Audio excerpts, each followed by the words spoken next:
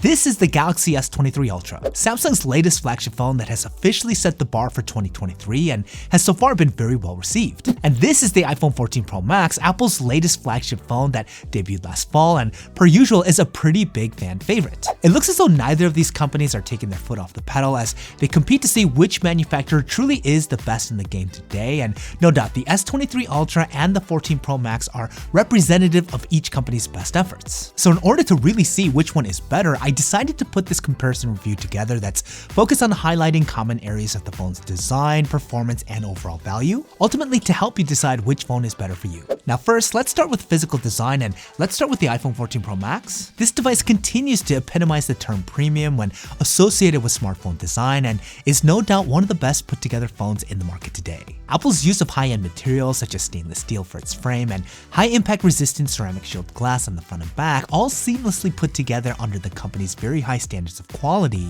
The iPhone 14 Pro Max is not only a premium device, it's one that also has a design that's quite appealing to the eyes. This really has to be one of the most refined form factors in the smartphone game today. The completely flat frame melded into the completely flat front and back panels gives this phone a very unique, clean industrial look, and it's something you could also feel as soon as you get the phone into your hands. The frosted glass gives off a nice sheen, especially off the light, and the subtle Apple logo being the only thing on the back again gives the iPhone 14 Pro Max a classy look. Turn the phone over and you're greeted with a very large 6.7-inch display that's almost all screen. As a first, this phone has Apple's new pill cutout at the top as opposed to the notorious notch that the company has implemented way longer than everyone else. And overall, I will say that I still like the design of the iPhone 14 Pro Max. It's seriously like the Lexus of phones. It's super well put together with high-end materials, and you know it's going to be able to last you a very long time should you want it to. But I'd be remiss if I didn't call out this design to be pretty stale at this point. Apple has used this blueprint since the iPhone 12, and even though it is nice, it is getting to be quite familiar.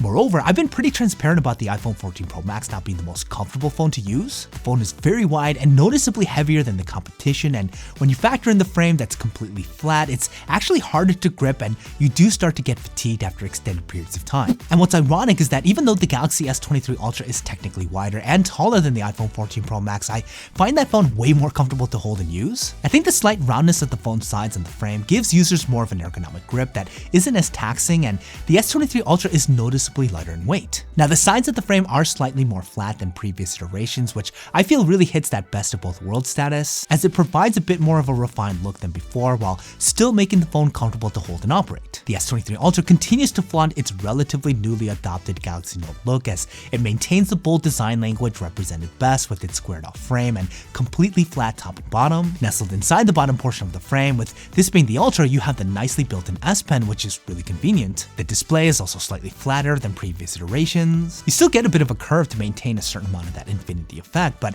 it's not nearly as aggressive as it was in the past. You also get a matte finish on the back that's dotted with an array of cameras and sensors in this free-floating fashion. I personally like the very minimalist aesthetic, but I can understand folks who may criticize the look as bland. The lack of a camera housing and a faded logo almost makes it look like the back of the S23 Ultra is incomplete. All to say, when talking about design for both phones, I am going to give the win to the S23 Ultra here. In all fairness, with everything this phone has, there is a higher chance of screwing up how it all comes together, and it's not like Samsung took a safe route. This is a very bold, unapologetic look that's unlike any other, and to me, they nailed it out of the park. It's aggressive, sleek, and refined all at the same time while still being hyper-functional and comfortable to use. Now, before we get into how both the iPhone 14 Pro Max and the S23 Ultra perform, I want to give a big shout out to today's video sponsor, ESR. ESR is an industry leader in the world of mobile accessories, and their comprehensive ESR Halo Lock system is the most complete system of MagSafe accessories that includes chargers and other products that could be used at home, in the office, and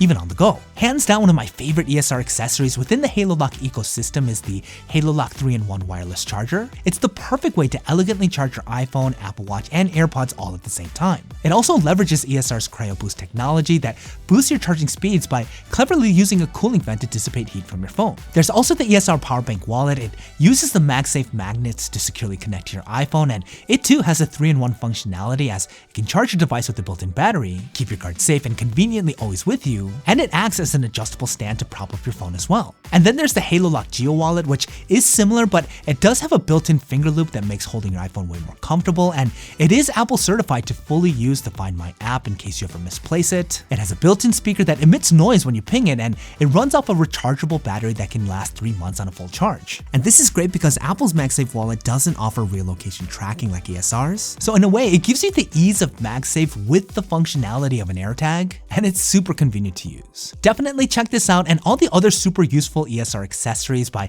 clicking the link in the description below, or you could search ESR MagSafe on Amazon for quick, easy access. Level up your charging and MagSafe experience. Check out ESR today. Okay, next, let's talk about how the Galaxy S23 Ultra and the iPhone 14 Pro Max compare when talking performance, and let's start with their displays. Both have massive panels encompassing virtually the entirety of the phone's front, with the S23 Ultras being just a tad larger. Apple has equipped their 14 Pro Max with their Super Retina XDR OLED panel, while Samsung uses its dynamic AMOLED display, and though it may be indistinguishable with the naked eye, the S23 Ultra again has a slight edge when it comes to resolution. But both really do perform great when it comes to viewing content. Everything is sharp and both displays can get really bright. You get great contrast with these both being OLED panels, and using either to watch videos or play games will be quite pleasing. They both also support high refresh rates up to 120Hz for that smooth UI navigation. Call me a snob, I do think ProMotion on the iPhone is the best high refresh rate experience on any device. That's likely more due to the overall smoothness of iOS, but it's seriously like gliding around on butter when paired with ProMotion. Now where the S23 Ultra does better is with its immersion.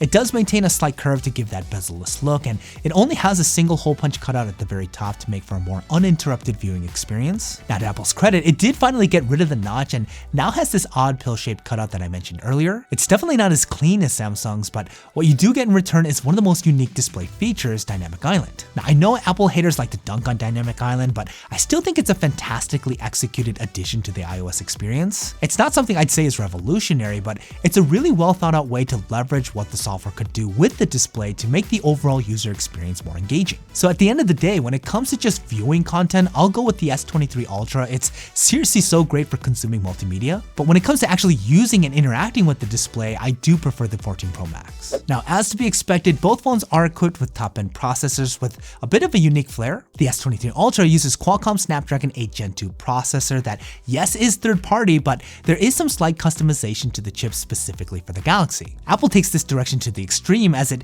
uses a completely in-house processor with its latest A16 Bionic, which does give an edge to Apple when it comes to efficiency and optimization. Now, when it comes to day-to-day use, both the S23 Ultra and the 14 Pro Max perform really well. Navigating around each respective OS is smooth and lag-free, and both can easily support some power-hungry features. For example, the S23 Ultra has probably the best in-display fingerprint reader on any phone right now that's super fast and accurate. It also has a near latency-free S Pen user experience. It's seriously pretty impressive. Now, the iPhone 14 Pro Max flexes its own muscles with features like Face ID, still to me the most sophisticated biometric security system on any phone. And I mentioned this earlier, but the seamless integration of Dynamic Island and all the features it brings to the iOS experience is something that needs to be recognized. So both phones perform very well, but there is one category of performance that tips the S23 Ultra into the win category, and that's battery life. It may be because of the optimization of the Snapdragon 8 Gen 2 or something else, but whatever it is, Samsung has made this phone into an absolute beast when it comes to screen on time. I can now easily get around a day and a half of moderate use so long as I start the day on a full charge. The last time I was getting this level of battery life was with my iPhone 13 Pro Max. And that begs the question, shouldn't the 14 Pro Max deliver the same, if not better battery life than the phone before it? And I gotta be honest, I don't know if it's just the unit that I have or if it's because of the new software features that are more power demanding. I'm just not getting as much screen on time like I did with last year's version. It's not to say that the battery life is bad, I could still get through a full day without any issues, but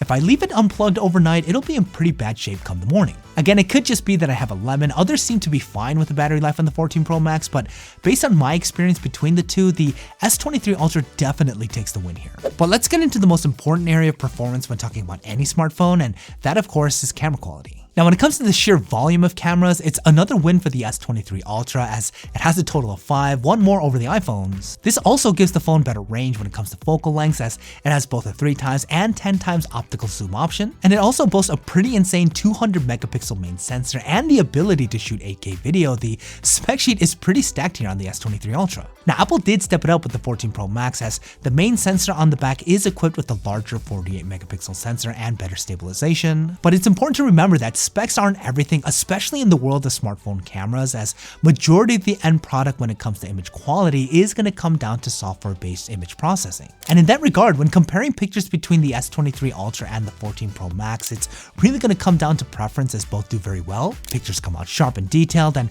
both have their own respective computational photography tricks that help provide a more pleasing image even in tough environments. I think the simplest way to put it is that the images coming out of the S23 Ultra are off the bat going to be more pleasing to most consumers. They're a bit punchier when it comes to saturation, and honestly a lot more flattering, especially with their selfies. Samsung also manages dynamic range really well, and you get a really strong final product with the S23 Ultra's cameras. Now, I do feel as though Samsung sometimes overdoes it with the processing, especially with its saturation settings and sharpening. It can come off borderline artificial, so those wanting a more natural look will likely prefer what's coming out of the iPhone. Now, I gotta say, this is a pretty big improvement for Samsung. They've made some noticeable gains here, and I'm happy to say that those gains extend into the video quality as well. The footage is significantly sharper and manages colors really well. The stabilization is fantastic, and both the 4K and 8K options look really good. Now, is it at the same level of the iPhone? No, I'm just gonna keep it real. It's gotta be said, the 4K video coming out of the iPhone is still class-leading and still by a pretty good margin. The way Apple is able to manage sharpness, colors, and stabilization still seems to be a recipe that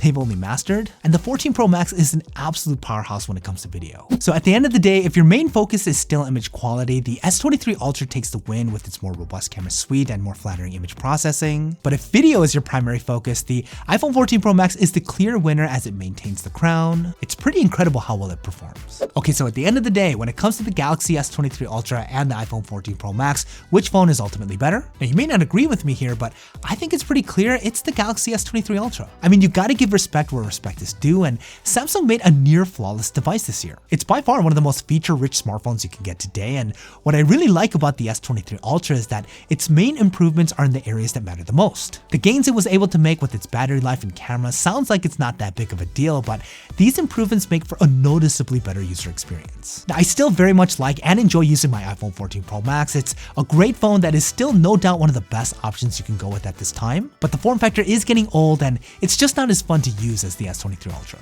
But hey, that's just me, and I want to know what you guys think. Which phone do you guys think is better? The Galaxy S23 Ultra or the iPhone 14 Pro Max? Curious to get your thoughts. Let me know what you guys are thinking in the comments down below. Now, if you're looking for more information on both, check out my dedicated reviews here. They're gonna help you be as informed as possible.